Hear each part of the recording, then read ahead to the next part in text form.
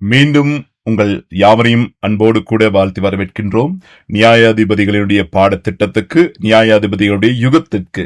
கடந்த நாட்களிலே நியாயாதிபதிகளுடைய காலத்துக்கு பிறகு நடந்த காரியங்களை குறித்தும், கிதியோனு கூடாக மிக அற்புதமாக தேவனுடைய கிரியை செய்யப்பட்டதும், இறுதியிலே தேவனுடைய எதிர்பார்ப்புகள் உடைந்து போனதையும் நாங்கள் பார்க்கிறோம். அதே போல பல வெற்றிகளுக்கும் உற்சாகத்துக்கும் பிறகு, கிதியோனுடைய கிரியைக்கு பிறகு மாற்றங்கள் ஏற்பட்டதை குறித்து பார்த்தோம். இந்த கிரியைகளுக்கூடாக நாம் பார்க்கும்போது அதிரியங்கள் உண்டாகிறது எங்களுக்குள். 6வது வசனத்தை குறித்து பார்க்க போகின்றோம். உண்மையாக இந்த மக்களுடைய கிரியையானது 6வது வசனத்தை நாங்கள் பார்ப்போம்.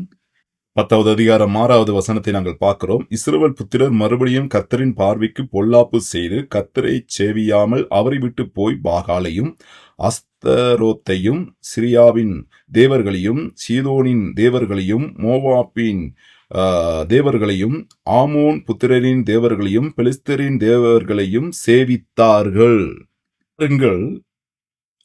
அவர்கள் தேவனை பலவந்தமாக அவருடைய வாழ்க்கையில் அவர்கள் மறந்து போகிறார்கள், அகற்றி விடுகிறார்கள். வார்த்தை ரீதியாய் பார்த்தால் அவர்கள் தேவனை அங்கே வெளியிலே வீசிவிட்டார்கள். தேவனுக்கு அவர்கள் சேவை செய்யவில்லை.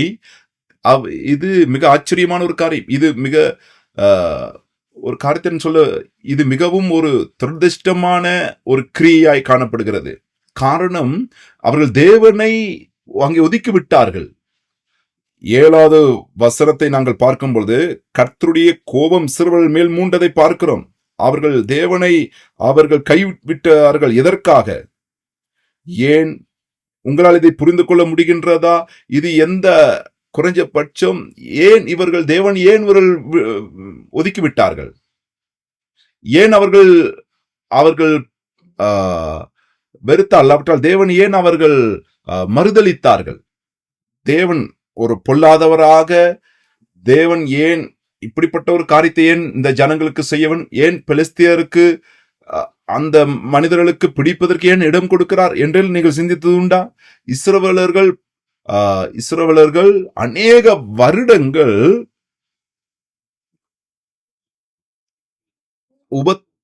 அந்த ஜனங்கள் இஸ்ரவேலுக்கு உபத்திரவப்படுத்தினார்கள். அம்மோனியர்கள் இஸ்ரவேல் ஜனங்களுக்கு உபத்திரவப்படுத்தினார்கள். இன்று நாங்கள் பார்க்கிறோம். நாம் இதை குறித்து நாம் தியானிக்க போகிறோம். இந்த பகுதியை குறித்து மீட்பின் சரித்திரத்தில் 3வது புத்தகத்தில் இது குறிப்பிடப்படுகின்றது. நாம் இன்று 12வது அதிகாரம் வரைக்கும் நாங்கள் முயற்சிக்க போகின்றோம். அதிகமாக இதை நாங்கள் வாசிக்க நாங்கள் ஒவ்வொரு வசனமாக நாங்கள் வாசிக்க போகின்றோம். நான் விசுவாசிக்கிறேன், இஸ்ரவேல் புத்திரர்கள் அநேக வருடங்கள் இஸ்ரவேல் ஜனங்கள் உபத்திரவப்பட்டது, அந்த சாபத்தை குறித்து நாங்கள் பார்க்க போகின்றோம். நாங்கள் இதில் மனம் திரும்ப வேண்டியிருக்கிற 18 வருஷங்கள் நாங்கள் அவசியம் கிடையாது. இஸ்ரவேல் ஜனங்கள் இந்த இடத்துல பார்க்கிறோம், 18 வருடங்கள் அவர்கள் கஷ்டப்படுகிறதை நாங்கள் பார்க்கிறோம். நாம் இவை அனைத்து கூடாக நாங்கள் பார்க்க போகின்றோம். ஒவ்வொன்றாக ஒவ்வொரு வசனமாய் பார்க்க போகின்றோம். நீங்கள் என்னோடு கூட வேதாந்தத்தை திருப்பிக் கொள்ள வேண்டும். வசனம் ஒவ்வொன்றாக நீங்கள் பார்க்க வேண்டியதாக இருக்கும். ஆகவே நாங்கள் நாங்கள் வேதாந்தத்தை திருப்பி நாங்கள் வாசிப்போம். 11வது அதிகாரத்திலே 12வது அதிகாரத்தை குறித்து நாங்கள் இதை முழுமையாய் பார்க்க போகின்றோம் இந்த பாடத்துக்கூடாக. ஆகவே 12வது அதிகாரத்தை போவதற்கு முன்பதாக ஒவ்வொன்றாக நாங்கள் தியானிக்க போகின்றோம் இந்த பகுதி கூடாக. அதன் பிறகு நாங்கள் பார்க்கிறோம் என்ன நடைபெற்றது என்பதை குறித்து. அம்மோன்வரு, இஸ்ரவேல், யூதா, பெஞ்சமின் இந்த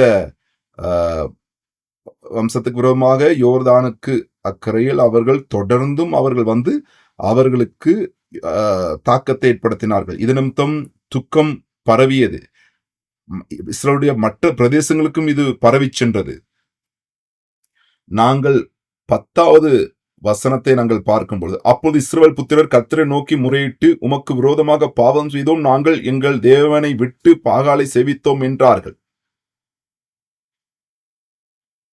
இறுதியாக தேவனிடத்தில் அவர்கள் கூறுவது, நாங்கள் உமக்கு விரோதமாக பாவம் செய்தோம். நாங்கள் உமக்கு விரோதமாய் பாவம் செய்தோம். நாங்கள் உண்மையாக எங்கள் தேவனை நாங்கள் விட்டு பாகாலை சேவித்தோம் என்று கூறுகிறார்கள். தேவன் கர்த்தர் இஸ்ரவேல் புத்திரை நோக்கி, எகிப்தியரும் எமோரியரும் அம்மோன் புத்திரரும் பெலிஸ்தியரும் சீதோனியரும் அமலேக்கியரும் மகோனியரும் உங்களை ஒடுக்கும் சமயங்களில் நீங்கள் என்னை நோக்கி முறையிட்ட போது நான் உங்களை அவர்கள் கைக்கு நீங்களாக்கி ரட்சிக்கவில்லையா என்று கூறுகிறதை பார்க்கிறோம். தேவன் இந்த இடத்திலே அவளுக்கு அன்பின் வார்த்தையை கூடாக பேசுகிறாள். நீங்கள் வணங்குகிற தேவர்கள் உங்களை உபத்திரப்படுத்தின ஜாதிகளின் தேவர்கள் என்பதை உணர்கள் என்று கூறுகிறதை பார்க்கிறோம். அவளை அழித்து அவளை துரத்தி இப்பொழுது தேவன் உங்களுக்கு ஜெயம் கொடுத்தேன் அல்லவா என்று கூறுகிறார். அப்படிப்பட்ட தேவர்களை நீங்கள் வழிபடுகிறீர்கள். இப்பொழுது நீங்கள் மீண்டும் அவரிடத்தில் போனீர்கள். இதை தேவன் எங்களுக்கு காண்பிக்கிறதை பார்க்கிறோம். மீண்டும் மீண்டும் இவர்கள் பாவம் செய்கிறார்கள். உண்மையாக அதே காரியத்தை தான் இன்று எங்களுடைய வாழ்க்கையிலும் தாக்கத்தை கொண்டு வருகிறது. இதுதான் எங்களுக்கு உணரக்கூடிய காரியம். தேவன் கூறுகிறார், நீங்கள் என்னை விட்டு நீங்கள் வேறு தேவர்களுக்கு பின்பதாய் போனீர்கள். தேவன் இந்த இடத்துல ஒரு குழப்பமாய் பேசுகிறதை பார்க்கிறோம். முன்பும் இப்பொழுதும் இருக்கிற கிரியை என்ன? தேவன் முன்பதாய் நியாயாதிபதிகள் எழுப்பி அவளை நியாயம் தீர்த்தார். நாம் இங்கே பார்க்கிறோம், எதிரிகள் பெருகும் பொழுது மீட்பின் காரியத்தை தேவன் ஆரம்பித்து வைக்கிறார். அங்கே தேவன் அவர்கள் முறையிடும் வரைக்கும் காத்திருந்தார், அவர்கள் மனம் திரும்பி அறிக்கை செய்யும் வரைக்கும். இதற்குடாக என்ன நடைபெறும்? நீங்கள் உங்கள் பிள்ளைகள் தவறு செய்யும் பொழுது, அந்த பிள்ளைகள் வளரும் பொழுது நீங்கள் அவர்களுக்கு பலவிதமான பாடங்களை நீங்கள் சொல்லித் தருவீர்கள். தேவனும் அவ்வாறுதான் அவர்களுக்கு சில பாடங்களை சொல்லிக் கொடுக்கிறார். காரணம்தான், அவர்கள் மனம் திரும்ப வேண்டிய அவசியத்தை தேவன் அறிந்திருக்கிறார். தேவன் 18 வருடங்கள் காத்திருந்தார். நான் உங்களுக்கு முன்பு பொறுமையாய் குறித்து பார்க்கும்பொழுது அதிகமான நேரம் யாருக்கு இருக்கிறது? தேவனுக்கா எங்களுக்கா? தேவனுக்கு அதிக நேரம் இருக்கிறது, அதிகமாய் பொறுமையாய் காத்திருப்பதற்கு. இஸ்ரவேல் ஜனங்களுக்கு கூற, இவ்வளவு காலம் நீங்கள் விளையாட நீங்கள் விரும்பினால் நான் காத்திருக்கிறேன், நீங்கள் மனம் திரும்ப வரைக்கும் நான் காத்திருக்கிறேன் என்று தேவன் இதை கூறுகிறதை பார்க்கிறோம். 14வது அதிகாரம், நீங்கள் போய் உங்களுக்காக தெரிந்து கொண்ட தேவர்களை நோக்கி முறையிடுங்கள், அவைகள் உங்கள் ஆபத்தின் காலத்தில் உங்களை ரட்சிக்கட்டும் என்றார். அவ்வாறு ஆச்சரியமான காரியத்தை தேவன் இடத்துல சொல்கிறார். நீங்கள் போய் முறையிடுங்கள், நீங்கள் தெரிந்து கொண்ட தேவனை முறையிடுங்கள், அவைகள் உங்களுக்கு உங்கள் ரட்சிக்க கூடுமா என்று பாருங்கள் என்று தேவன் கூறுகிறதை பார்க்கிறோம் இந்த இடத்துல. அதே போன்று நாங்கள் காணக்கூடியதா இருக்கின்றது, தேவன் மிகவும் வித்தியாசமான முறையிலே அவளோடு பேசு. 15வது வசனம், இஸ்ரவேல் புத்திர கர்த்தரை நோக்கி, பாவம் செய்தோம், தேவனுடைய பார்வைக்கு நலமானது எங்களுக்கு செய்யும், இன்றைக்கும் மாத்திரம் எங்களை ரட்சித்தருளும் என்று சொல்லி அந்நிய தேவர்களை தங்கள் நடுவிலிருந்து விலக்கிவிட்டு கர்த்தருக்கு ஆராதனை செய்தார்கள். அப்பொழுது அவர் இஸ்ரவேலின் வருத்தத்தை பார்த்து மனதுருகினார். நாம் பார்க்கிறோம் இந்த இடத்துல தேவனுடைய இருதயம் அங்கே மனதுருகிறதை பார்க்கிறோம். அதற்கு என்ன? அம்மோன் புத்திரர் கூட்டம் கூடி கிளையத்தில் பாளையம் இறங்கினார்கள், இஸ்ரவேல் புத்திரரும் கூடிக்கொண்டு மிஸ்பாவிலே பாளையம் இறங்கினார்கள். அப்பொழுது கிளையத்தின் ஜனங்கள் பிரபுக்களும் ஒருவர் நோக்கி, அம்மோன் புத்திரர் மேல் முந்தி யுத்தம் போகிற மனுஷன் யார்? அவனே கிளையாத்தின் குடிகள் எல்லாம் தலைவனாயிருப்பான் என்றார்கள். தேவன் அங்கே இதற்கு முன்பதாக இஸ்ரவேல் ஜனங்களுக்கு நியாயாதிபதிகளை கர்த்தர் ஏற்படுத்தியிருந்தார். எல்லாவற்றையும் தேவன் தான் ஏற்படுத்தினார். தேவன் ஒன்றையும் செய்யவில்லை. நீங்கள் தேவனுடைய இருதயத்தை புரிந்து கொண்டால்தான் மீண்டும் மீண்டும் அவர்களை ரட்சிப்பதற்கு மத்தியிலே அவர்கள் மீண்டும் மீண்டும் அவர்கள் பாவத்தில் விழுகிறார்கள். ஆனால் தேவன் கூறுகிறார், நான் இந்த தடவை உங்களுக்கு ஒரு பாடத்தை புகட்டுவேன். தேவன் நியாயாதிபதி ஒருவனை தேர்ந்தெடுப்பதை செய்யாமல் இருப்பதை அங்கே காண்பிக்கிறார். அப்பொழுது யார் எங்களை ரட்சிப்பார் என்று அவர்கள் கூக்குரலிடுவதை பார்க்கிறோம். அப்பொழுது யார் எங்களுடைய நியாயாதிபதி? அப்பொழுது எப்தாவை குறித்து 11வது அதிகாரத்திலே 1வது வசனத்திலே நாங்கள் பார்க்கிறோம். கிளையாத்தியனான யெப்தா பலத்த பராக்கிரமசாலியாய் இருந்தான். அவன் பரஸ்திரியின் குமாரன் கிளையாத் அவனை பெற்றான். கிளையாத்தின் மனைவியும் அவனுக்கு குமாரர்களையும் பெற்றார்கள் என்று பார்க்கிறோம். இந்த கிளையாத்தின் தாத்தா பாட்டி காரியங்களை அவங்க எல்லாம் அந்த குடிகளை குறித்து பார்த்தால், இந்த கிளையாத்தின் குடிகள் பாரஸ்திரின் அதாவது குமாரர்கள் கிளையாத்தின் அவனை பெற்றான் என்று பார்க்கிறோம். இரண்டாவது, கிளையாத்தின் மனைவியும் அவனுக்கு குமாரர்களை பெற்றால், அவன் மனைவி பெற்ற குமாரர் பெரியவளான பின்பு அவர்கள் யெப்தாவை நோக்கி, உனக்கு எங்கள் தகப்பன் வீட்டிலே சுதந்திரம் இல்லை, நீ அந்நிய ஸ்திரீயின் மகன் என்று சொல்லி அவனை துரத்தினார்கள். இந்த இடத்துல என்ன நடைபெறுகிறது? யெப்தாவை குறித்து பார்க்கிறோம். அவனை துரத்தப்படுகிறான். அவனை வீட்டுக்கு வெளியிலே அவனை அனுப்பப்படுகிறான். அவனுடைய சிந்தனை குறித்து பாருங்கள். ஒரு வேசிக்கு பிறந்தவன், அவன் தவறாக பிறந்தவன், அவனோடு சரியா மற்ற மனைவி பெற்றவர்கள் இருக்கிறார்கள். அவனுடைய தகப்பன் வீட்டார் அங்கே அவனுக்கு அந்த வீட்டில் உரிமை இல்லாமல் இருக்கிறது. அங்கே மறுமணவாட்டியுடைய பிள்ளைகளுக்கு அங்கு உரிமை இருக்கும். ஆனால் ஒரு வேசியின் பிள்ளையாக இருக்கிறபடியினால் அவனுக்கு எந்த சுதந்திரமும் அந்த வீட்டிலே இல்லை. ஆனாலும் அவன் கிளையாத்தின் மகனாக தான் அவன் காணப்படுகிறான். ஆனால் மற்ற மகன்மார்கள் அவனை வெளியிலே துரத்தி விடுகிறான். இதை குறித்து உங்களுக்கு என்ன தோணுகிறது? இந்த பிரச்சனை உண்மையிலேயே என்ன? 10வது அதிகாரத்தில் இறுதியில் நாங்கள் பார்க்கும்பொழுது, யார் எங்களுக்கு ஒரு தலைவனை தருவாய், யார் எங்களுடைய தலைவனாய் இருக்க போறது என்று இஸ்ரவேல் ஜனங்கள் கேட்கிறதை பார்க்கிறோம். 11வது அதிகாரத்திலே அந்த தலைவனை காண்பித்துக் கொடுக்கப்படுது. இது ஒரு நாடகமாக, ஒரு திரைப்படம் போல இதை நீங்கள் பார்க்க முடியும். இதை சிந்தியுங்கள். மீண்டும் ஒரு காட்சி. இதுல மிகவும் பிரதானமான ஒரு நபர் கதாபாத்திரம் வருகிறது. இவன் அங்கே மிகவும் அடிமையிலே அவனுடைய தகப்பனிடத்தில் சகோதரிடத்திலே மறுதளிக்கப்பட்ட, வெறுக்கப்பட்ட ஒரு மகனாக தான் இந்த யெப்தா காணப்படுகிறான். மிகவும் வேதனை நிறைந்த காரியம். முழு நகரமும் கிராமமும் அவனை எல்லாரும் புறக்கணித்தார்கள். ஆனால் இந்த மனிதன் மிகவும் வேதனையுள்ள துக்ககரமான பின்னணியில் வளர்கிறான். அவன் என்ன செய்கிறான்? அந்த வீட்டை விட்டு அங்கு வெளியே போகிறான். ஆனால் அவன் வீட்டிலே பிரதானமானவனாக இருந்து அவனுக்கு ஒன்றும் கிடைக்கவில்லை. சில நாளைக்கு பின்பு அம்மோன் புத்திரர் அவனுடைய சகோதரர் அவனை என்ன செய்கிறார்கள்? துரத்தி விடுகிறார்கள். சகோதரரை விட்டு அவன் ஓடி போய் தோப் தேசத்திலே குடியிருக்கிறதை வீணான அங்கே நாங்கள் பார்க்கிறோம். அவனுடைய சுபாவத்தை குறித்து கொஞ்சம் பாருங்கள். அவன் ஒரு கள்ளன். அவன் ஒரு பாதாள குழுவிலே அங்கே கொலைக்காரர் கும்பலோடு சேர்ந்து கொள்கிறான்.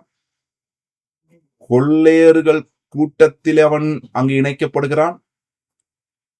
அவன் சாதாரணமாக ஒரு தலைமத்துவம் ஏற்படுத்தவில்லை. இந்த இடத்துல நீங்கள் பார்க்கக்கூடிய முக்கியத்துவம் இல்லாதவர்களை குறித்து எபிரேய வார்த்தை சொல்லுகிறது. அதாவது அசாதாரணமான மனிதர்கள். 4வது வசனத்தை பார்க்கும். சில நாளைக்கு பின்பு அம்மோன் புத்திரர் இஸ்ரவேல் மேல் யுத்தம் பண்ணினார்கள். அவர்கள் இஸ்ரவேலின் மேல் யுத்தம் பண்ணும் போது கிளையாத்தின் முப்பர் யெப்தாவை தோப் தேசத்திலிருந்து அழைத்து வர போய் யெப்தாவை நோக்கி, நீ வந்து நாங்கள் அம்மோன் புத்திரரோடு யுத்தம் பண்ண எங்கள் சேனாதிபதியா இருக்க வேண்டும் என்றார்கள். அதற்கு யெப்தா கிளையாத்தின் மூப்பரை பார்த்து, நீங்கள் அல்லவா என்னை பகைத்து என் தகப்பனிலிருந்து என்னை துரத்தினீர்கள். இப்பொழுது உங்களுக்கு ஆபத்து நேரிட்டு இருக்கிறது சமயத்தில் நீங்கள் என்னிடத்தில் ஏன் வருகிறீர்கள் என்றான். பாருங்கள், இந்த இடத்துல யெப்தாவை குறித்து அவனை குறித்து உங்களுக்கு என்ன உதாரணம் இல்லாவட்டால் தோணுகின்றது? அங்கே பெரியவர்கள் இஸ்ரவேல் பெரிய மூப்பர்கள் போய் யெப்தாவை அழைப்பிக்கிறார்கள். எங்களுக்கு வந்து உதவி செய்ய முடியுமா என்று கேட்கிறார்கள். ஆனால் கிளையாத்தின் ஆளுகையில யெப்தா அவருடைய இறுதி முடிவாக யெப்தா தான் அங்கே இருக்கிறான். வேறு எந்த தெரிவும் அங்கே இல்லை. ஆனால் அவரிடத்தில் அவர்கள் வந்த பொழுது அந்த அறிக்கைக்கு யெப்தாவினுடைய சுபாவம், அந்த பெருமதி இந்த இடத்துல மிக உயர்ந்த நிலையில் இருக்கிறதை பார்க்கலாம். அவன் மிகவும் திறமையான யுத்த வீரன். அம்மோன்வருக்கு விரோதமாய் அவன் யுத்தம் செய்வதில் மிகவும் வெற்றிகரமான திரகாட்டமானவனாய் காணப்படுகிறான்.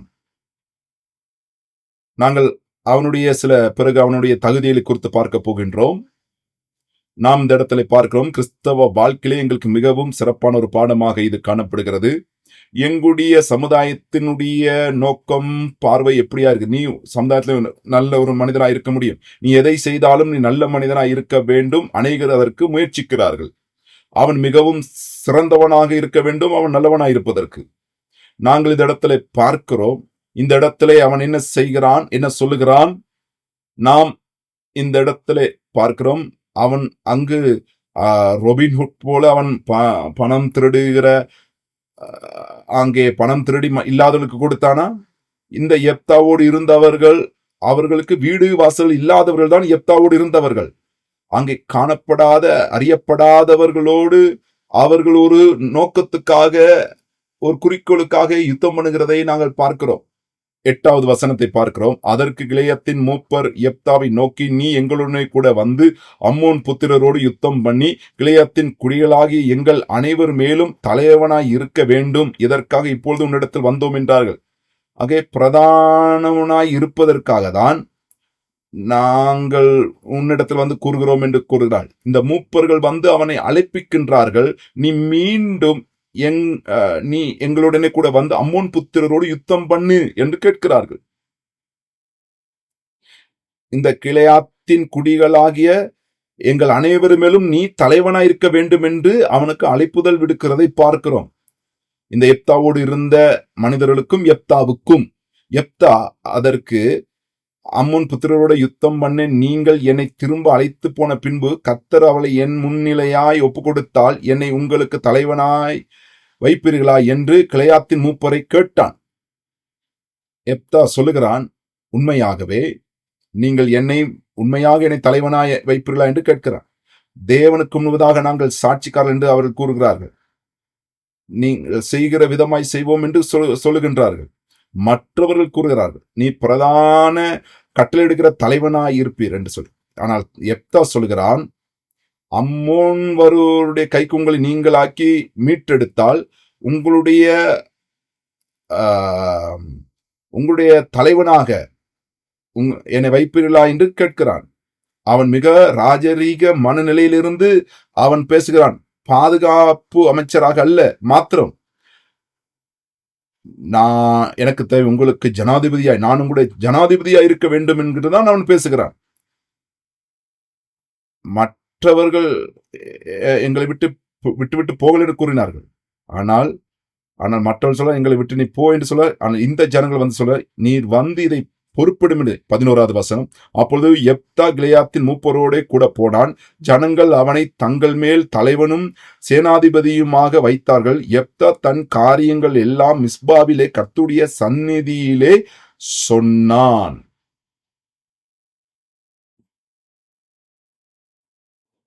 இப்பொழுது அவன் ஜனாதிபதியாக, அங்கே சேனாதிபதியுமாக அங்கே ஏற்படுத்தப்படுகிறான். அங்கே முதலாவது யெப்தா அவன் என்ன செய்கின்றான்? அங்கே செய்தியாளரை அனுப்புகிறான். அங்கே கிளையாத்தோரோடு செயல்படும்படிக்கு அங்கே செய்தியாளர்களை அனுப்புகிறான். பின்பு யெப்தா அம்மோன் புத்திரருக்கு விரோதமாக யுத்தம் பண்ணுகிற காரியத்தை குறித்து பார்க்கிறோம். அங்கே அவன் யுத்தம் செய்யாமல் இந்த தன் ஜாதியினரை, இனத்தாரை மீட்க அவன் முயற்சிக்கிறான். அங்கே அம்மோன் ராஜாவிடத்து ஸ்தானபதிகளை அனுப்பி, நீ என் தேசத்தில் எனக்கு விரோதமாக யுத்தம் பண்ண வருகிறதற்கு எனக்கும் உனக்கும் என்ன வழக்கு இருக்கிறது என்று கேட்கச் சொன்னான். அங்கே அம்மோன் புத்திரர் ராஜா யெப்தாவின் ஸ்தானபதிகளை நோக்கி, இஸ்ரவேலர் எகிப்திலிருந்து வரப்போகிறது. அர்னோ துவக்கி பாகோக் மற்றும் யோர்தான் மட்டும் இருக்கிற என் தேசத்தை கட்டி கொண்டார்களே, இப்பொழுது அதை எனக்கு சமாதானமாய் திருப்பி கொடுத்து விட வேண்டும் என்று சொல்லுங்கள் என்றார். இந்த ராஜாக்கள் இந்த தேசத்தை எல்லாம் இவர்கள் எடுத்துக்கொண்டார்கள். ஆகவே இதை சமாதானமாக எனக்கு திருப்பி கொடும் என்று அவன் சமாதானமாக யெப்தாவோடு அங்கே ஒரு தொடர்பாடலை செய்வதை பார்க்கிறோம். யெப்தா தன்னுடைய ஜனங்களை குறித்து மிகவும் கவனம் செலுத்துகிறான் என்பதை குறித்து நாம் இந்த இடத்துல பார்க்கிறோம். அவன் தன் ஜனத்தை, தன் ஜாதியினரை மீட்க வேண்டும் என்பதற்காக அவன் செயல்படுகிறதை பார்க்கிறோம். பாருங்கள் அவன் கூறுகிறதை. அம்மோன்வருடைய ராஜா சொன்னதை காரியம் சகோதரர்களே, நீங்கள் எகிப்திலிருந்து வரும்பொழுது எங்களுடைய தேசத்தை நீங்கள் பிடித்துக் கொண்டீர்கள். இப்பொழுது நீங்கள் அதை மீண்டும் எங்களுக்கு மறுபடியும் நீங்கள் எங்களுக்கு தர வேண்டியது அவசியம் என்று சொல்லுங்கள் என்று அங்கே அவன் சொல்கிறதை பார்க்கிறோம். யெப்தா மிகவும் ஞானமுள்ளவனாய் இருக்கிறான். அவன் என்ன நடைபெற்றது என்று அறிந்திருக்கிறான். பிசாசு முதலாவது பொய்யுக்கூடாக தான் எங்களை தாக்க பார்ப்பான். அதை பொய்யை சத்தியம் போல காண்பிப்பான். யெப்தா அதை அவன் பிடித்துக்கொண்டு அவன் பேசுகிறான். அங்கே உண்மையாக அம்மோன் புத்திரருடைய தேசத்தில் யாத்திரையின் பயணத்தின் போது இஸ்ரவேல செங்கடலை கடந்து யாதேஸ் வரைக்கும் அங்கே போகும்போது அந்த யாதேஸ் வந்து பார்க்கிறோம், அவர்கள் கானான் தேசம் மிகவும் அருகாமையில் இருந்தது. அந்த அந்த வனாந்தர பயணத்தை குறித்து கற்றிருந்தாலும் உங்களுக்கு தெரியும். அவர்கள் செங்கடல் அணையில வந்து ஏதமின் ராஜாவின் இடத்துக்கு ஸ்தானாதிபதிகளை அனுப்பி நாங்கள் உன் தேசத்தின் வழியாய் கடந்து போக மட்டும் என்று சொல்ல சொன்னார்கள். அதற்கு ஏதமின் ராஜா செவி கொடுக்கவில்லை. அப்போது என்ன நடைபெற்றது? அதற்கு பின்பதாய் கானான் தேசத்துக்கு மோவாபியருடைய தேசத்துக்கு கூட போவதற்கு ஏற்படும் போது அவன் அனுமதி கேட்கிறான். ஆனால் உண்மையிலேயே அந்த அனுமதி அவர்கள் கொடுக்கவில்லை. 17வது வசனத்திலே நாங்கள் பார்க்கிறோம், இஸ்ரவேல் ஏதோமின் ராஜாவிடத்துக்கு ஸ்தானாதிபதிகளை அனுப்பி நாங்கள் உன் தேசத்தின் வழியாய் கடந்து போகட்டும் என்று சொல்ல சொன்னார்கள். அதற்கு ஏதோமின் ராஜா செவி கொடுக்கவில்லை. அப்படி மோவாபின் ராஜாவிடத்திற்கும் அனுப்பினார்கள், அவனும் சம்மதிக்கவில்லை. அதில் இஸ்ரவேல் காதேசில் தரித்திருந்தார்கள். பாருங்கள், அநேக ஆசாரிகள் இதை குறித்து அறிந்து, அநேக ஊழியர்கள் இதை குறித்து அறிந்து நீங்கள் இதை கற்றுக் கொடுத்திருப்பீர்கள்.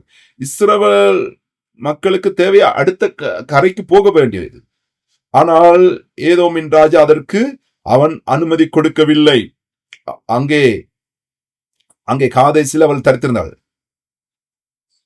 பின்பு வனாந்தர வழியை கடந்து போனோம்.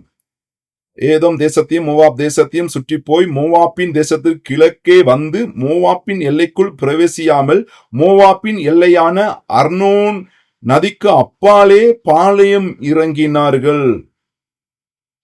பாருங்கள், இந்த இடத்துல உண்மையாக எங்களுக்கு பிசாசுக்கு விரோதமாக யுத்தம் செய்ய வேண்டும் என்றால் தேவன் செய்ததை குறித்து நாம் அறிந்திருக்க வேண்டும். அதே போன்று மீட்பின் சரித்திரத்தை குறித்து அறிந்திருக்க வேண்டும்.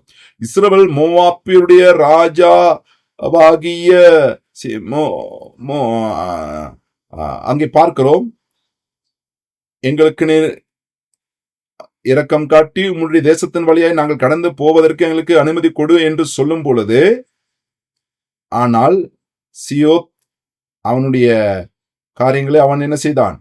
பாளையம் இறங்குகிறதை பார்க்கிறோம். அங்கே யுத்தம் செய்ததை பார்க்கிறோம். இஸ்ரவேலின் தேவனாகிய கர்த்தர் சியோம் இந்த மோவாப் எல்லாருடைய காரியத்தையும் இஸ்ரவேல் கையிலே கொடுத்ததை பார்க்கிறோம். சீகோன், இதுதான் கதை.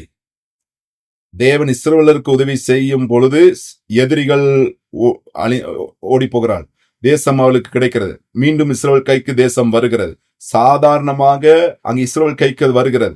அந்த காலத்தின் சட்டத்தின்படி யெப்தா சொல்கிறார், இஸ்ரவேலுக்கு இந்த தேசம் சொந்தம், இது சட்ட விரோதம் கிடையாது. தேவன் இஸ்ரவேலுக்கு இந்த தேசத்தை கொடுத்திருக்கிறார். ஆக இஸ்ரவேலின் தேவனாகிய கர்த்தர் அவர்களை பாதுகாப்பார். பின்பதாயும் வரும் கால அதிபதிகளை துரத்தி விடுவார். அதை இப்பொழுது நீங்கள் பெற்றுக்கொள்ள வேண்டும் என்று தேவனை குறித்து உங்களுடைய விசுவாசம் உறுதிப்பட வேண்டும் என்று கூறுகிறதை பார்க்கிறோம். அவன் கூறுகிறதை பார்க்கிறோம், தேவன் எங்களுக்கு இதை கொடுத்திருக்கிறார். தேவனுக்கு விரோதமாய் கிரியை செய்வதற்கு ஏன்? அங்கே தேவன் கேட்பதும் அதுதான்.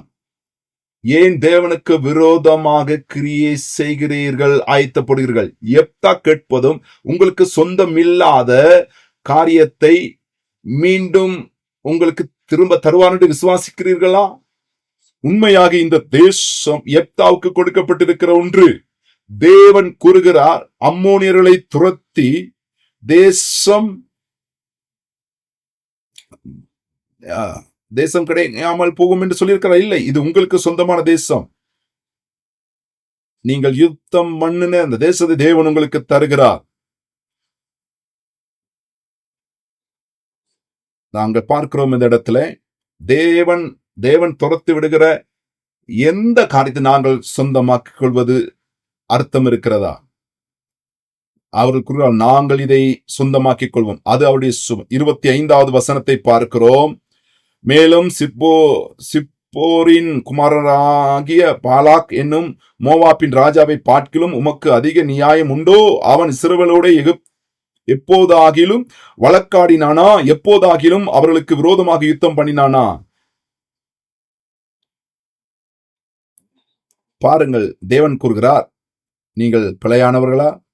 நீங்கள் பாலாக்கை பார்க்க நல்லவனா? நீங்கள் இஸ்ரவேலுக்கு ஆக நீங்கள் யுத்தம் செய்திருக்கிறீர்களா? இஸ்ரவேலரோடு கூட ஒரு பிரச்சனைகளை நீங்கள் செய்தீர்கள் என்பதை கொண்டு அவை அந்த பயந்தாங்கோழி பாலாக் எங்களுக்கு பிடிச்சவன் என்று நாங்கள் நினைக்கவில்லை. அவன் எப்போதாவது இஸ்ரவேலரோடு யுத்தம் பண்ணி இருக்கிறானா என்று கேட்கிறான். அப்படி இல்லா விட்டால் அவனுக்கு விரோதமாக நாங்கள் யுத்தம் பண்ணி இருக்கிறோமா? தேவன் கேட்கிறார், இஸ்ரவேலர் எஸ்போனிலும் அதன் கிராமங்களிலும் ஆரோனின் அதன் கிராமங்களிலும் ஆரோன் நதியாருக்கான எல்லா ஊர்களிலும் 300 வருஷம் குடியிருக்கையில் எவ்வளவு காலமாய் நீங்கள் அதை திருப்பிக் கொள்ளாததே போனதென்ன? நாங்கள் பார்க்க முடிகின்றது. அவன் கூறுகின்றான், நாங்கள் இந்த இடத்தில் இருந்தோம். 300 வருஷத்துக்கு பிறகு தேவன் எங்களுக்கு இந்த தேசத்தை கொடுத்தார். தேவனுக்கு முன்பதாக அவன் கூறுகின்றான், அந்த உரிமையை பேசுகிறான், தங்களுக்குரிய உரிமையை பேசுகிறான். அந்த உரிமை முன்கூட்டியே கொடுக்கப்பட்டிருந்தது. தேவன் கூறுகிறார், உங்களுக்குரியதை ஏன் நீங்கள் பெறாமல் இருக்கிறீர்கள்? அவை இப்போது எங்கள் அருகாமையில் வந்திருக்கிறது, மிக அருகாமையில் வந்திருக்கிறது.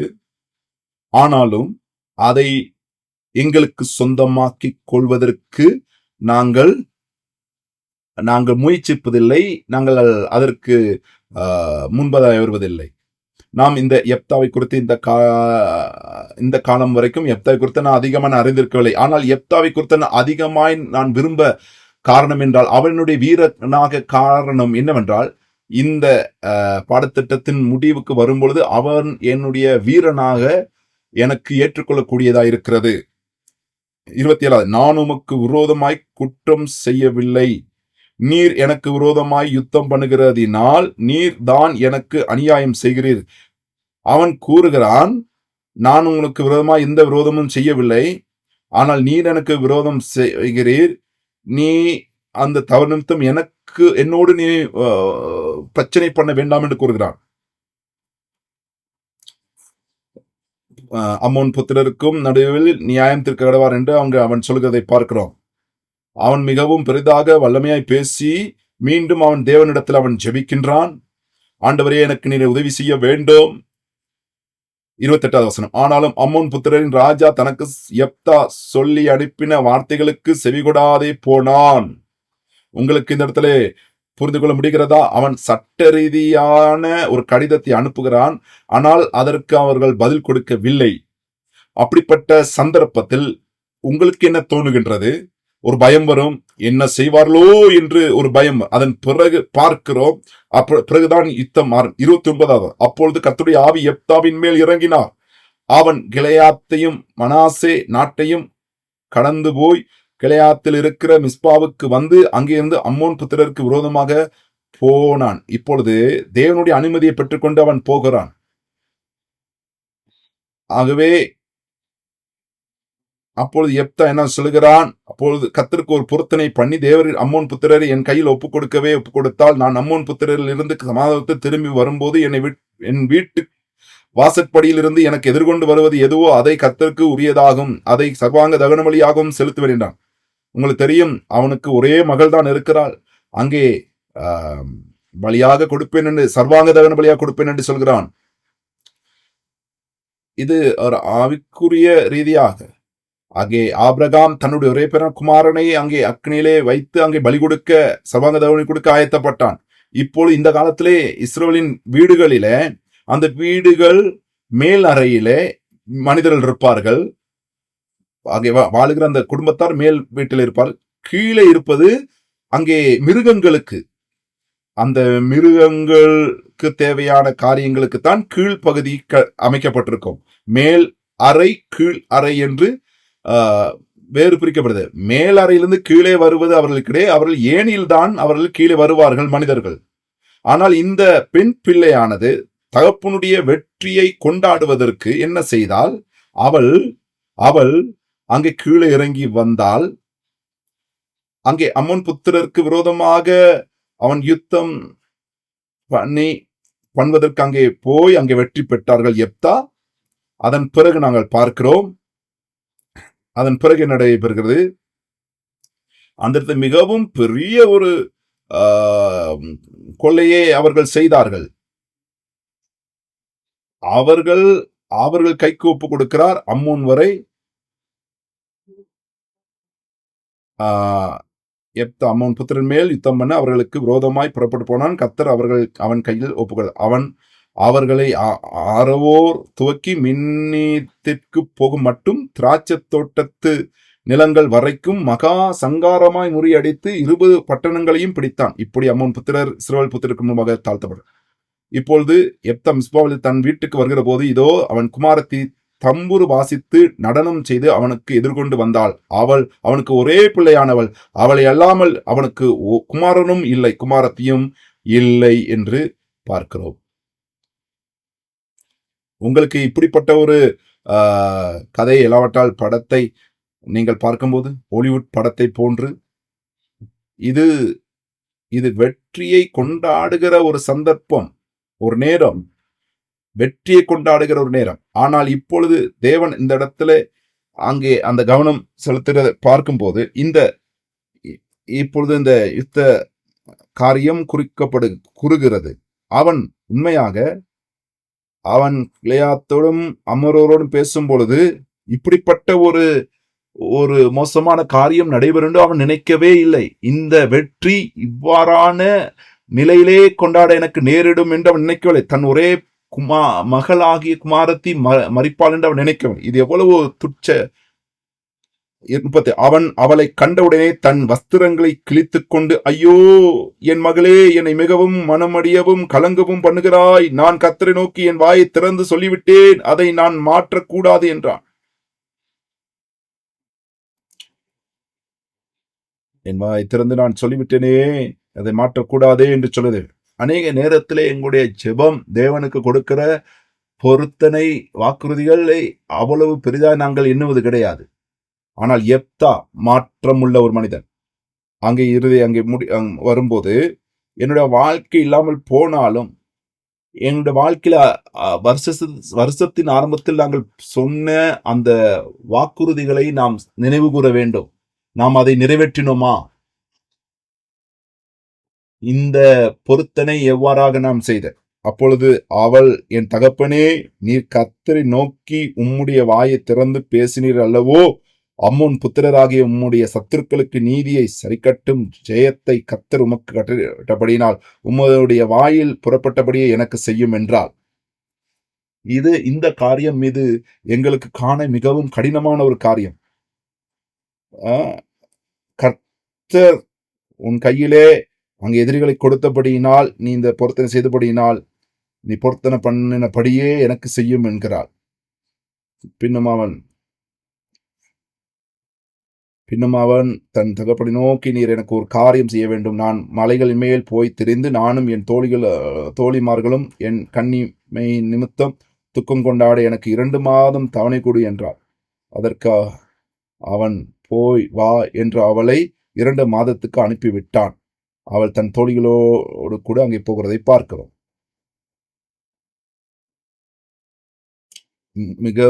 இது மிக முக்கியமான காரியம். இது உங்களுடைய நீங்கள் அந்த பிள்ளையா இருந்தால், நீங்க அந்த மகளா இருந்தால் 2 மாதம் கழித்து நீங்கள் திரும்பி வருவீர்களா? 2 மாதம் கழித்து வந்தால் என்ன நடைபெறும்? நீங்கள் கொல்லப்பட்டு நீங்கள் பலி செலுத்தப்படுது. இதுதான் ஓடி போவதற்கு நல்ல சந்தர்ப்பம். அங்கே அவள் மரணத்துக்காக திரும்பி வருகிறதை பார்க்கிறோம். அவள் கண்ணி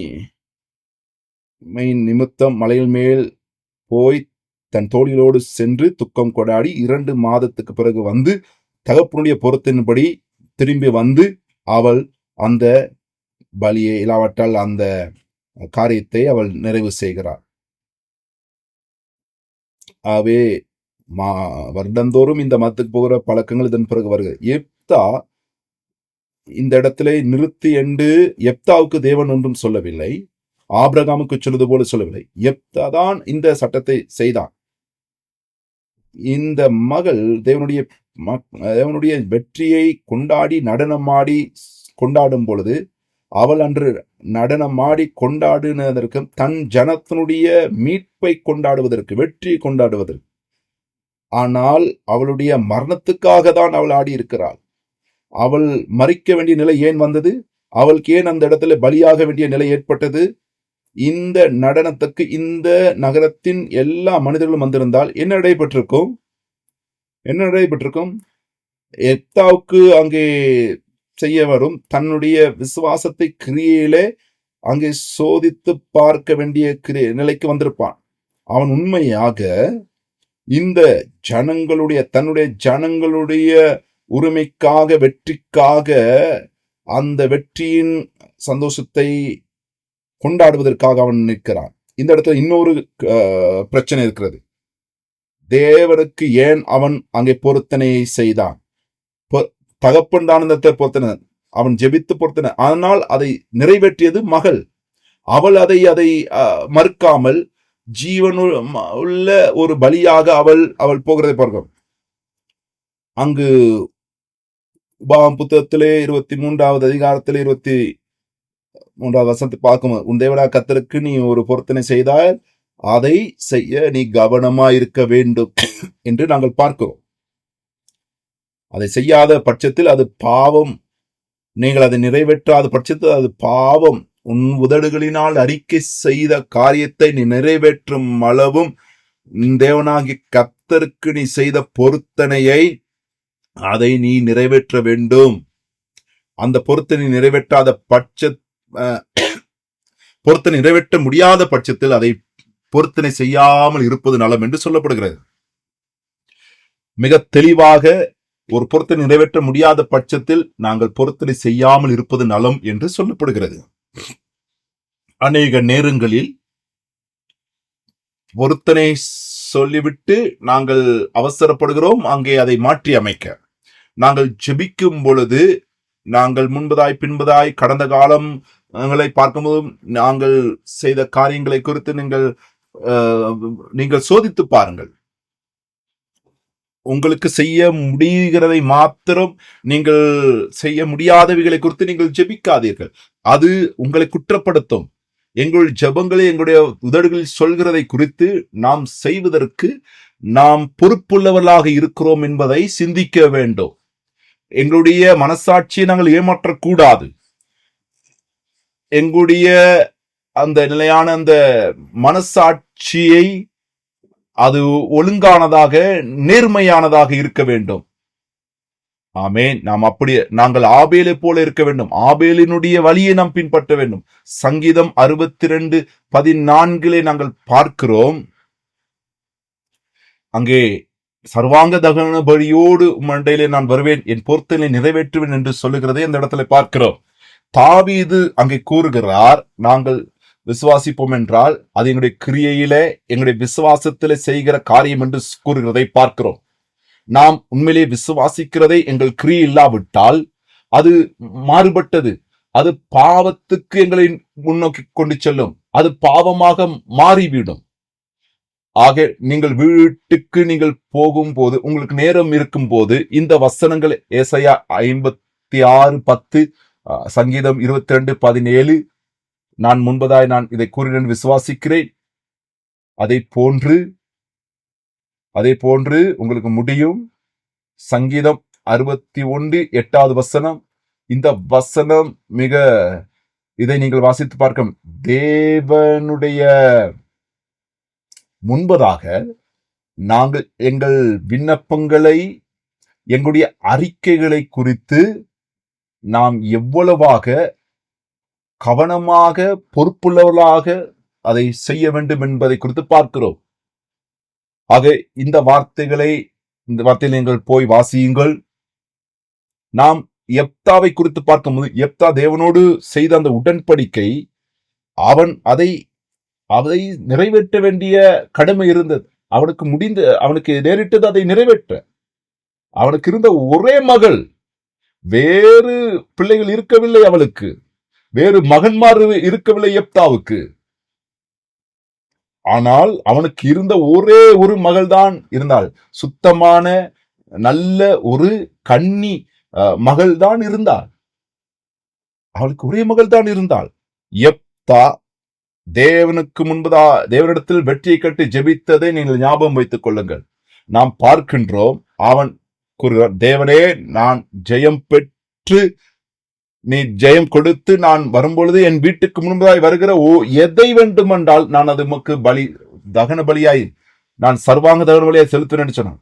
ஆனால் இறுதியிலே அந்த வெற்றியின் சர்வாங்க தகன பலியாக அந்த பொருத்தனை நிறைவேறி, இயேசு கிறிஸ்துடைய வருகைக்கு முன்கூட்டி தேவன் இதை செய்கிறார் என்பதை நான் இதை பார்க்கிறோம். நாங்கள் இது இயேசு கிறிஸ்துவோடு இது ஒப்பிட்டு பாரு. இது பிதாவின் இருதயத்தை காண். ஒரு தகப்பனா ஒரு மகளை நீங்கள் பலி கொடுப்பீர்களா? அங்கே யெப்தா அவன் ஒரு தகப்பன் மாத்திரமே. அவன் அதை விரும்பாத பட்சத்திலும் அதை தன் ஜனங்களை மீட்டெடுப்பதற்காக தன் ஒரே அவளை அவன் பலி செலுத்துகிறான். எங்கள் பிதாவானவர் எங்களுக்காக இதை செய்கிற தேவன். எங்கள் தேவனை குறித்து சிந்தித்து பாருங்கள். யெப்தா இந்த காரியத்தை செய்தான். அவனுடைய தகப்பன் இருதயத்தை பாருங்கள். அவனுக்கு வேறு ஒருவரும் இருக்கவில்லை, வேறு பிள்ளைகள் இருக்கவில்லை. அவனுக்கு இருந்த ஒரே மகள், தன்னுடைய ஜனத்திற்காக, விடுதலைக்காக அவளை அவன் கொடுப்பதற்கு நேரிட்டது. எங்கள் பிதா எங்களுக்காக செய்ததை இப்படிப்பட்ட ஒரு அர்ப்பணிப்பு அல்லவா? அதை பார்க்கிலும் மேலான ஒரு அர்ப்பணிப்பு அல்லவா? அவருக்கு அது இலகுவானதா இருக்கவில்லை.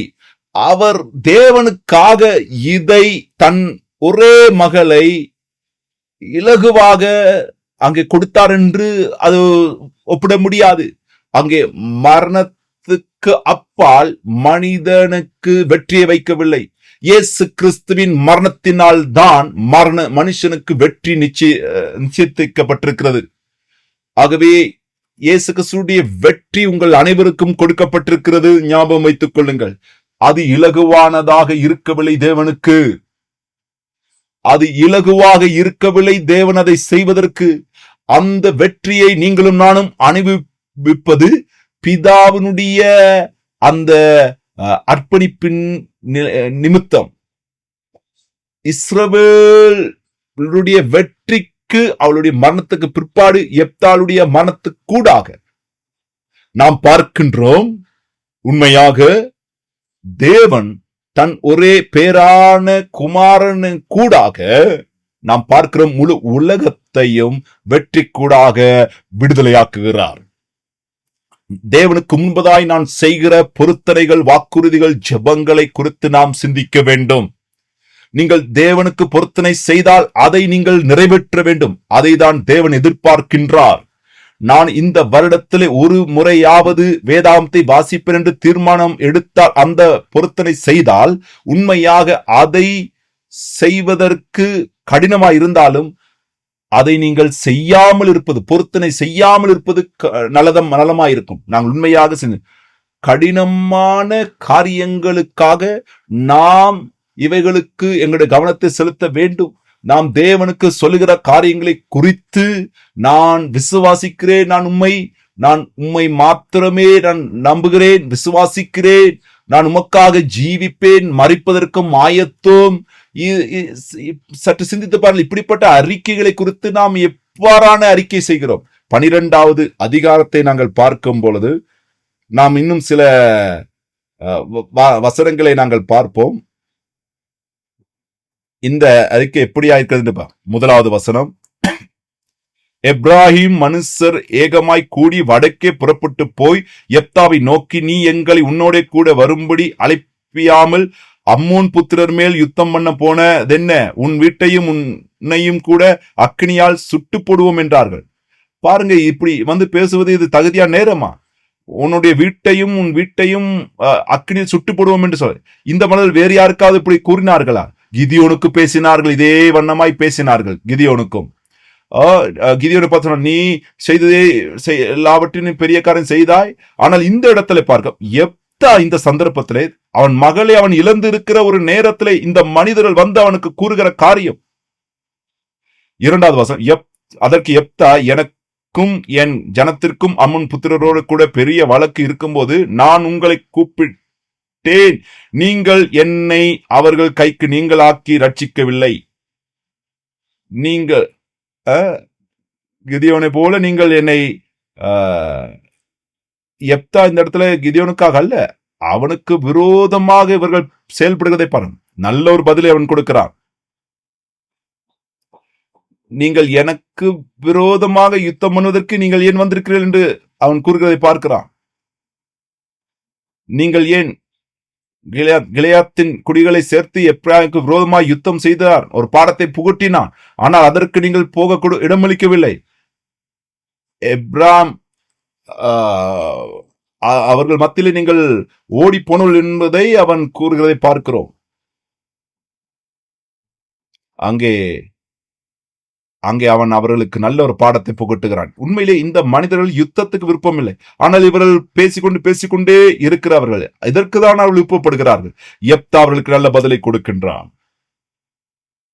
கிதியோனின் முதல் அந்த கிரியையிலே இந்த ஜனங்கள் ஒரு பாடத்தை கற்றுக்கொள்ளவில்லை. நீ நன்றாய் செய்தாய், நீங்கள் நல்லம் என்று சொல்லவில்லை. ஆனால் யெப்தா கிதியோனை போல அல்ல. யெப்தா நல்ல பாடத்தை புகட்டினான். அவர்களை அவன் அழித்தது மாத்திரமல்ல, கிளையாத்திற்கு விரோதமாக, எப்ராருக்கு விரோதமாக அங்கே நான்கில் ஒரு பங்கை பிடித்து கொண்டு அங்கு வருகிறதை நாங்கள் பார்க்கிறோம்.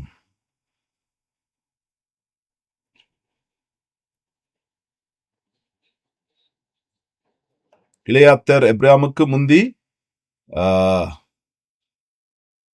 அங்கே நாங்கள் பார்க்கிறோம். எப்ராம் இருக்கிறார்களோ அதுதான் அவர்கள் செய்த சிப்லோத் என்று சொல்ல என்பார்கள். சிப்லோத் என்று அவர்கள் பிழையை சொன்னால் அந்த நேரத்தில் அவர்கள் பிடித்து யோர்தான் நதியாண்டிலே கொன்றார்கள்.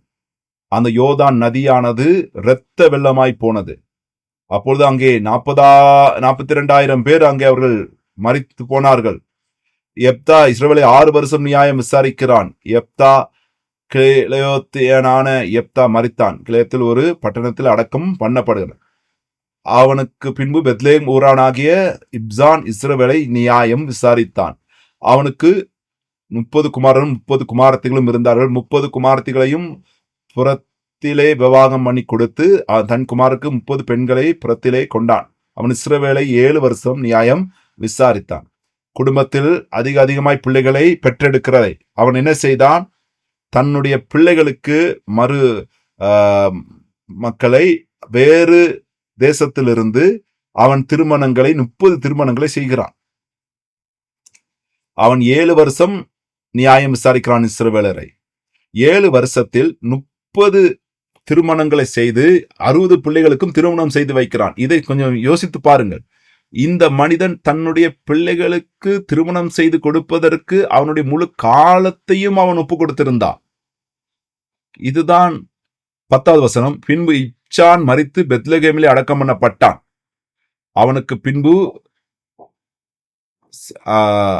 பிறப்போடு யாரும் இருக்கவில்லை. செபுலோனாகி ஏலோன் இஸ்ரவேலை நியாயம் விசாரித்தான். அவன் 10 வருஷம் இஸ்ரவேலை நியாயம் விசாரித்தான். அங்கே 30 வேற பிள்ளைகள் பின்பு செபுலோன் ஏலோன் மரித்து செபுலோன் தேசமான ஊரில் அடக்கம் பண்ணப்பட்டான். அவனுக்கு பின்பு இஸ்ரவேலை நியாயம் விசாரிக்கிறான். அவனுக்கு 40 குமாரரும் 30 பேரப்பிள்ளைகளும் இருந்தார்கள். அவர்கள் 70 கழுதைகளின் மேல் ஏறுவார்கள். அவர் இஸ்ரவேலை 8 வருஷம் நியாயம் விசாரித்தான். பின்பு பிரித்தோனியனான இல்லேன் குமாரனாகிய அப்தோரின் மரித்து எப்ராஹிம் தேசத்தில் அமலேக்கியர் மலையில் இருக்கிற பிரதேசத்தில் அடக்கம் பண்ணப்பட்டான். பாருங்க, எழும்புகிறார்கள், மரிக்கிறார்கள். இந்த இடத்துல சொல்லப்படுகின்றது, அங்கே அப்படிப்பட்ட ஒரு இந்த வசனம் சொல்லப்படு, இப்பொழுது எங்களுக்கு வெற்றிக்கு யார் மிகுதியா இருப்பது? எல்லாரும் அடக்கம் பண்ணப்பட்டார்கள். பிரச்சனை இன்னும் அதே இடத்துல தான் இருக்கிறது. இன்னும் பிரச்சனை முடிவுக்கு வரவில்லை. யார் இதை முடிவுக்கு கொண்டு வருவது? பயப்படாதீர்கள், எங்களுக்கு ஒரு வீரர் இருக்கிறார். எங்களுக்கு ஒரு சிம்சோன் இருக்கிறார். சிம்சோனை குறித்து எதிர்பார்ப்பு வைத்துக்கொண்டு முன்னோக்கி போகலாம். நாங்கள் சிம்சோனை குறித்து சில வாரங்கள் செலவழிக்க போகிறோம். வருகிற வாரங்களில் அடுத்த வாரத்தில் அதை குறித்து நாங்கள் பார்க்க போகின்றோம். அடுத்த வாரத்தில் வருகிற பாடத்துக்கூடாக இஸ்ரவேலில் வழிந்தோடுகிறதான மேலாகவும் கீழாகவும் போகிற விதத்தை குறித்து பார்ப்போம். ஆரம்பத்திலிருந்தே இந்த நியாயாதிபதிகளை குறித்து உங்களுக்கு உற்சாகம் உண்டாகுவதற்கு அங்கே பேசப்பட்டிருக்கிறது. ஆக உண்மையிலே இதே எனக்கும் அவ்வாறாக தான் தோணுகிறது. நான் இன்று வேதாகமத்தில் உங்களோடு சேர்ந்து வாசிப்பதற்கு ஒரு காரணம், எனக்கும் இந்த காரியங்கள் நடைபெற்றது. நான் இந்த பாடத்தை நான் ஆயத்தம் செய்யும் பொழுது, கடந்த வாரத்தில் அமர்ந்திருந்து நான் இதை செய்யும் பொழுது, ஆயத்தப்படுத்தும் போது, நான் உங்களுக்கு துன்புறுத்தலை கொண்டு வருவது போல, மீண்டும் உங்களுக்கு பேசுவது போல எனக்கு தோணியது. ஏனென்றால் நான் தொடர்ந்தும் இதை பேசிக்கொண்டே இருக்கிறேன். தொடர்ந்தும் உங்கள் முன்பதாய் முன்வைக்கின்றேன். ஏன் இந்த தகவல்கள் மீண்டும் மறுசீரமைப்புக்கு இது மீண்டும் அவர்கள் விக்கிரக ஆராதனைக்கு போனபடியினால் அதை எச்சரிக்க வேண்டியது. உங்கள் மத்தியில மீண்டும் நான் இதை சொல்வதற்கு காரணம், அவர்கள் மீண்டும் மனம் திரும்பாமல் பாவம் செய்தபடியால் அதற்கு பழக்கப்பட்டு அப்படிப்பட்ட காரியங்களுக்கு போனதனால் என்னுடைய இந்த குறிப்புகளும் என்னுடைய கற்பித்தலும் அதற்கு ஏதுவாக இருக்கிறது. ஆக இவை அனைத்தும் இந்த அனைத்து நியாயாதிபதிகளுடைய கருத்து ஒன்றா இருக்கு. நாம் இந்த வருஷத்தில் எத்தனை தடவை பொருத்தனை செய்தோம். சபையில் காரியங்கள் சிலவற்றை நாம் மாற்றிருக்கிறோம். நான் அநேகமாக இவருடைய வாழ்க்கையிலிருந்து நான் கற்றுக்கொள்கிறேன். இந்த நியாயாதிபதிகளுக்கூடாக நான் உயர்த்தி பார்த்து என்னுடைய மனநிலையிலே என்னுடைய மன போராட்டத்தை நான் பார்த்திருக்கிறேன். ஏனால் நான் அந்த கதாபாத்திரமாய் நான் போனது உண்டு. அது வேறு யாருமல்ல, நான் தான் என்று நான் என்னை பார்ப்பது உண்டு. ஆகவே தான் நான் இதை பேசுகிறேன். நான் என்னுடைய உண்மையான சுபாவத்தை இந்த மனிதர்களாகிய கண்ணாடியிலிருந்து நான் பார்க்கிறேன். நாம் இறுதியிலே நாம் பார்ப்போம், சிந்திப்போம். வருகிற வருடங்களிலே தேவனுக்கூடாக நாம் தவறான காரியங்களை செய்வதில்லை என்று சொல்லி நாம் ஜெபிப்போம். எங்கள் பரலோக பிதாவே, இந்த நாளுக்காக ஆண்டவரே, இன்று எப்தாவை அவன் மகளை குறித்து நாங்கள் கற்றுக்கொண்டோம். ஆண்டவரே, உம்முடைய பிதாவினுடைய குமாரனுடைய அந்த தியாகத்தை குறித்தும் இருதயத்தை குறித்தும் உணர்வதற்கு கற்றுக்கொள்வதற்கு நாங்கள் ஆண்டவரே தள்ளப்பட்டோம். ஆண்டவரே, உம்முடைய பொருத்தனை நீர் மறுபடியும் எடுக்கிற தேவன் அல்ல. ஆண்டவரே, நீர் உம்முடைய காரியத்தை தொடர்ந்தும் செய்கிற தேவன். இயேசு கிறிஸ்துடைய பலி கூடாக அதை நீர் ஆண்டவரே நிறைவுக்கு கொண்டு வந்தீர் சுவாமி. ஆண்டவரே, இன்றைக்கு நாங்கள் ஒரு வெற்றியுள்ள மனிதர்களாக இருக்கும்படியாக உம்முடைய வெற்றியை உம்முடைய வாழ்க்கை கூடாக பலி கூடாக ஆண்டவரே எங்கள் இருதயத்திலே வருஷங்களிலே அதுவைகள் உள்ளிறங்கி அது உண்மையான அன்பின் இரக்கத்தை எங்களுக்கு பெற்று தருவீராக. தேவனே, நான் ஜெபிக்கின்றேன், சரியான மனநிலையை எங்களுக்கு ஏற்படுத்தி கொண்டு உமக்கூடாக நாங்கள் வாழ்வதற்கு எங்களை உம்முடைய உதவி கூடாக ஆண்டவரை சார்ந்திருக்கத்தக்கதாக எங்களுக்கு உதவி செய்யும். பிதாவே, எப்தாவை நாங்கள் பின்பற்றுகிறது போல ஆண்டவரே உமக்கு முன்பதாக நிற்கிறோம். ஆண்டவரே, நாங்கள் ஜெபிக்கின்றோம். ஆனால் போராடுவதற்கு இருக்கிற யுத்த களம் அதிகமாய் இருக்கிறது. அந்த யுத்த களம் அந்த யுத்த களத்திலே யெப்தாமோடு இருந்தது போல நாங்களும் மோடு கூட இருக்க எங்களுக்கு உதவி செய்யும். அதற்கு எங்களுக்கு தைரியத்தை தாரும் பிதாவே. எங்கள் எதிர்பார்ப்புகள் உடைந்து போகிற சந்தர்ப்பத்திலும் கூட நாங்கள் நிற்கிறோம். ஆண்டவரை நான் ஜெபிக்கிறோம், அந்த எதிர்பார்ப்புகள் மிகவும் ஆண்டவரை பூரணப்பட்டு தைரியப்பட உமக்கூடாக நாங்கள் பலன் அடைய எங்களுக்கு உதவி செய்யும் என்று ஜெபிக்கிறோம். ஆண்டவரே நாங்கள் ஜெபிக்கின்றோம். மீண்டும் ஒரு விசை உம்முடைய கிருபையை, உம்முடைய இரக்கத்தை எங்களுக்கு தந்தருளுவீராக. ஆண்டவரே, உம்முடைய ஆண்டவரே தேவத்துவம், அந்த கரம் இங்கு இருக்கிறதான ஒவ்வொரு தேவ பிள்ளைகள் மேலும், இந்த வார்த்தையை கேட்டுக்கொண்டிருக்கிற ஒவ்வொரு மேலும், அவருடைய துக்கத்தின் மத்தியிலே, வேதனையின் மத்தியிலே, கஷ்டமான சூழ்நிலையிலும் உம்முடைய சமூகத்திலே வைக்கிறோம். ஆண்டவரே, இந்த பலிகளை உமக்கு உயர்த்தி ஆண்டவரே நீர் எங்களுக்கு உம்முடைய கிருபையை ஆண்டவரே தந்தருள வேண்டும் என்று சொல்லி இவை எல்லாவற்றையும் உம்முடைய இரக்கத்தின் கரத்துக்குள் இயேசு கிறிஸ்துவின் நாமத்தில் ஒப்புக் கொடுத்து ஜெபிக்கின்றோம். ஆமேன், ஆமேன்.